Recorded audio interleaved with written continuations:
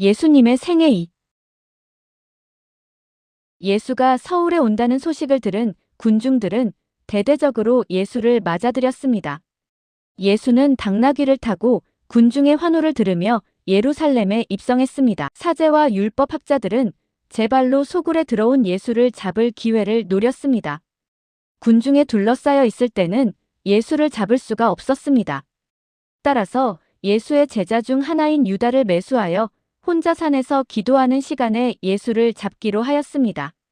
예수께서는 제자들과 함께 최후의 만찬을 하시는 자리에서 제자들의 발을 씻겨주셨습니다. 그리고 말씀하셨습니다.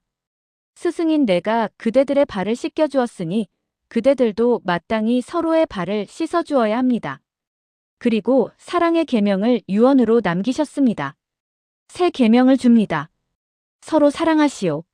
내가 그대들을 사랑한 것처럼 그대들도 서로 사랑하시오. 그리고는 제자들과 함께 식탁에 앉았습니다. 너희들 가운데 하나가 나를 넘겨줄 것이다. 그러자 서로 놀라 쳐다보았습니다. 그때 이미 예수를 팔아먹을 기회를 엿보고 있던 유다가 나서서 저는 아니겠지요? 하자. 예수께서 그것은 내 말이다. 하셨습니다. 그러자 유다는 방에서 나가버렸습니다. 유다가 나가자 예수께서 말씀하셨습니다. 나는 얼마나 이 해방절 음식을 나누기를 기다려왔는지 모른다. 그리고 빵을 들어 감사의 기도를 드리신 다음 축복하시고 제자들에게 나누어 주면서 말씀하셨습니다. 너희는 모두 이것을 받아 먹어라. 이는 너희를 위하여 바칠 내 몸이니라. 이어서 잔을 들어 감사의 기도를 드리고 축복하신 후 나누어 주시며 말씀하셨습니다. 너희는 모두 이것을 받아 마셔라. 이는 새롭고 영원한 계약을 맺는 내 피의 잔이니 너희와 모든 이의 죄사함을 위하여 흘릴 피니라. 너희는 나를 기억하여 이 예를 행하여라. 저녁 식사를 마친 후 제자들을 위해 기도하셨습니다.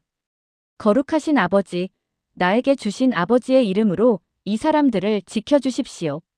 그리고 아버지와 내가 하나인 것처럼 이 사람들도 하나가 되게 해주십시오. 이 사람들이 진리를 위하여 몸 바치는 사람이 되게 하여 주십시오.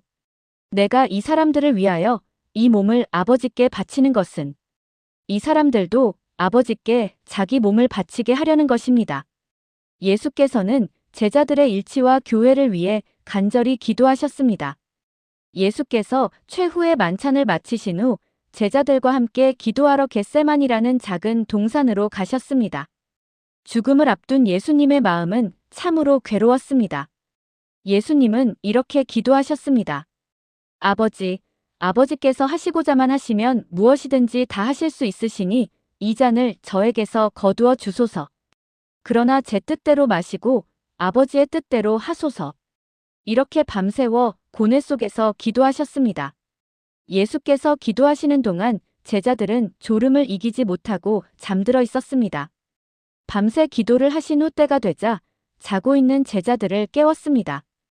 유다가 대사제들과 원로원에서 보낸 무리와 함께 예수를 잡으러 왔습니다. 그러자 베드로가 그들의 칼을 빼앗아 한 사람의 귀를 잘라버렸습니다.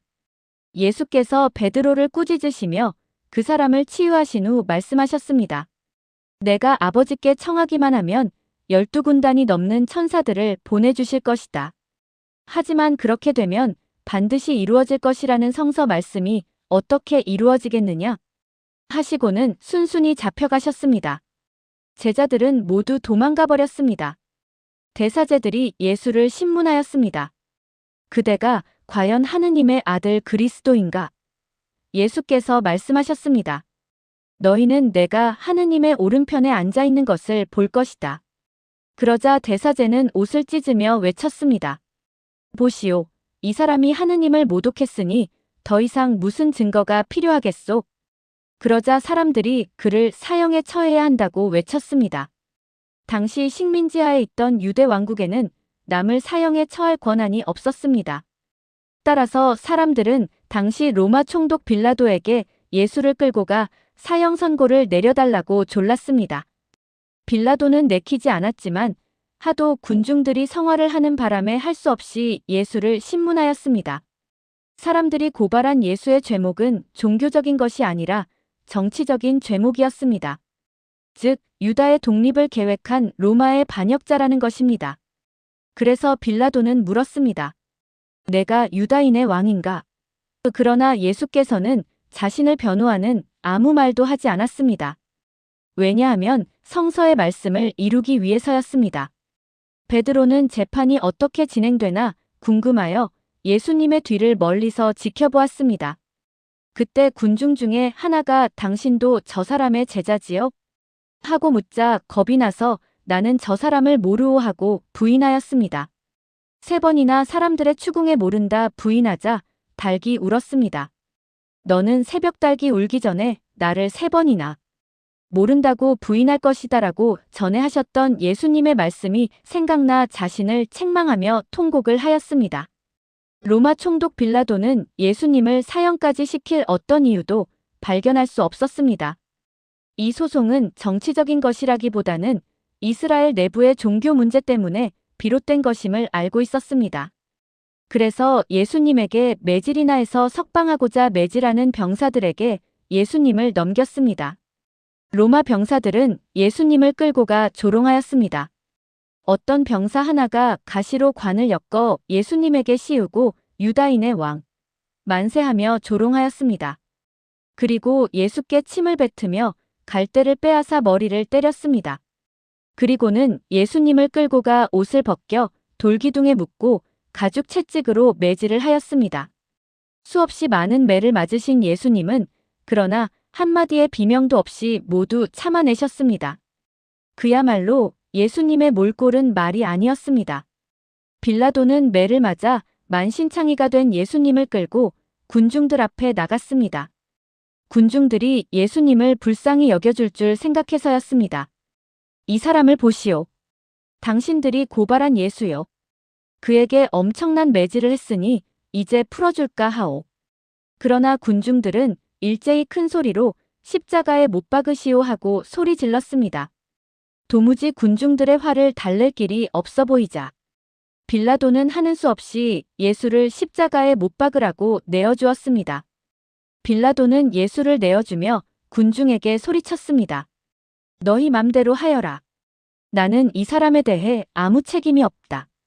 그러자 군중은 그 사람의 피에 대한 책임은 우리와 우리 후손이 지겠소 하고 소리쳤습니다. 이리하여 예수님은 십자가형에 처해지게 되었습니다. 예수님은 십자가를 지고 골고타 산정으로 향하였습니다. 골고타 산은 십자가형이 처해지는 성 밖에 위치한 작은 돌산이었습니다. 온몸이 지치신 예수는 십자가를 지고 가시며 여러 번 넘어지셨습니다. 어느 행인이 이런 불쌍한 예수님을 대신하여 십자가를 져주었습니다. 그 사람의 이름은 키레네 사람 시몬이었습니다. 예수님이 극도로 지쳐 얼굴은 피와 땀으로 뒤범벅이 되셨습니다. 이런 예수님을 보면서 예루살렘의 부인들이 눈물을 흘렸습니다. 우는 여인들을 향해 예수께서 말씀하셨습니다. 여인들이여, 나를 위해 울지 말고 여러분 자신과 여러분의 자녀들을 위하여 우시오. 한편 유다는 예수께서 아무 힘도 없이 무력하게 십자가를 지시자 자신의 잘못을 깨달았습니다. 죄책감에 못 이겨 사제들과 원로들을 찾아가 돈을 되돌려 주었습니다. 그래도 죄책감이 들어 견딜 수 없었습니다. 너무 두렵고 절망한 끝에 나무에 목매달아 죽고 말았습니다. 베로니카라는 어떤 여인이 용감히 앞으로 나와 예수의 얼굴을 자신의 수건으로 닦아주었습니다. 베로니카의 수건에 예수님의 피와 땀이 배인 얼굴이 찍혀 있습니다. 거의 기진하여 마침내 골고타 언덕에 예수께서 도착하였습니다. 병사들은 예수님의 옷을 벗기고 예수를 십자가에 못 박았습니다. 굵은 쇠못이 예수님의 양손과 발을 꿰뚫었습니다. 예수님을 못 박은 후 병사들은 예수님의 옷을 4몫으로 나누어 가졌습니다. 그리고 속옷은 제비를 뽑아 뽑힌 사람이 차지하였습니다. 이로써 그들은 내 겉옷을 나누어 가지며 속옷을 놓고는 제비를 뽑았다 하신 성서의 예언 말씀이 이루어졌습니다. 마침내 예수께서 십자가 위에 달리셨습니다. 때는 정오가 가까워 오고 있었습니다. 예수님의 머리 위에는 유다인의 왕 나자렛 예수라는 명패가 달려 있었습니다. 예수님의 양옆에는 2명의 죄수가 함께 매달렸습니다. 많은 유다인들이 십자가에 달린 예수를 조롱하였습니다. 이 사람이 남들도 살렸으니 정말 하느님이 택하신 그리스도이시라면 어디 자기도 살려보라지 하였습니다. 예수께서는 십자가상에서 이렇게 기도하였습니다. 아버지, 저 사람들을 용서하여 주십시오. 그들은 자기가 하는 일을 모르고 있습니다. 예수님의 십자가 밑으로 성모 마리아와 제자인 요한이 다가왔습니다. 예수님께서는 당신의 어머니 마리아를 보시며 말씀하셨습니다. 어머니, 이 사람이 어머니의 아들입니다. 또 사랑하던 제자 요한을 보시고 이분이 내 어머니이시다 하고 말하였습니다. 이때부터 사도 요한은 평생 성모 어머니를 친어머니로 모시게 되었고 천주교회에서도 이러한 예수님의 유언을 받들어 성모님을 교회의 어머니로 공경하게 되었습니다. 죄수 중에 한 명이 예수를 모욕하였습니다. 그러자 다른 한 명이 그 죄수를 꾸짖으며 너나 나는 이런 벌을 받아 마땅하지만 저분이야 무슨 죄가 있단 말이냐 하고는 예수님을 향하여 주님께서 왕이 되어 이 세상에 다시 오실 때 저를 꼭 기억해 주십시오 하고 말하였습니다. 그러자 예수님이 너는 오늘 나와 함께 천국에 들게 될 것이다 하였습니다. 오후 3시쯤 예수께서는 모든 것이 끝났음을 아시고 이제 다 이루었다 하시고는 숨을 거두었습니다. 예수께서 숨을 거두시자 잔뜩 흐려있는 하늘에 번개가 치고 천둥이 울었습니다. 지진이 일고 성전의 휘장이 찢어졌습니다. 구경 나왔던 사람들은 그제서야 두려워 떨며 흩어져 갔습니다. 예수께서 숨을 거두시자 로마 병사 중 하나가 그의 옆구리를 창으로 찔렀습니다. 완전히 죽은 것을 확인한 로마 병사는 시신을 내리게 했습니다. 그러자 옆구리에서 피와 물이 흘러나왔습니다. 예수님의 시신은 고운 배에 쌓여 근처 무덤에 안장되었습니다. 그리고 돌문으로 무덤 입구를 막았습니다. 경비병들이 무덤을 지키고 있었습니다. 예수께서 돌아가시고 사흘째 되던 날 새벽에 예수를 따르던 여인들이 동굴 무덤에 갔습니다. 그런데 병사들은 온데간데 없고 무덤을 막은 돌은 굴려져 있었습니다. 안으로 들어갔더니 무덤은 비어 있었습니다. 무덤 밖으로 나오니 예수께서 서 계셨습니다. 처음에는 알아보지 못했다가 예수님임을 확인하고 발 앞에 엎드렸습니다. 제자들이 모여 있는데 문도 열리지 않고 예수께서 나타나셨습니다. 제자들은 너무 기뻐 어쩔 줄 몰랐습니다. 성령을 받아라. 누구의 죄든지 너희가 용서해주면 그들의 죄는 용서받을 것이고 용서해주지 않으면 용서받지 못한 채 남아있을 것이다. 제자들에게 여러 차례 나타나신 후 40일째 되는 날 예수께서는 제자들과 함께 올리브산에 오르셨습니다. 올리브산에 올라 예수께서는 제자들에게 너희는 땅 끝에 이르기까지 나의 증인이 될 것이다라고 말씀하신 후 제자들이 보는 앞에서 하늘에 오르셨습니다. 마침내 구름에 가려 보이지 않았습니다. 이렇게 하여 예수 그리스도의 지상 생애는 마감이 되었습니다. 다음 시간에는 어떻게 우리는 구원을 받게 되는가에 대해 말씀드리겠습니다.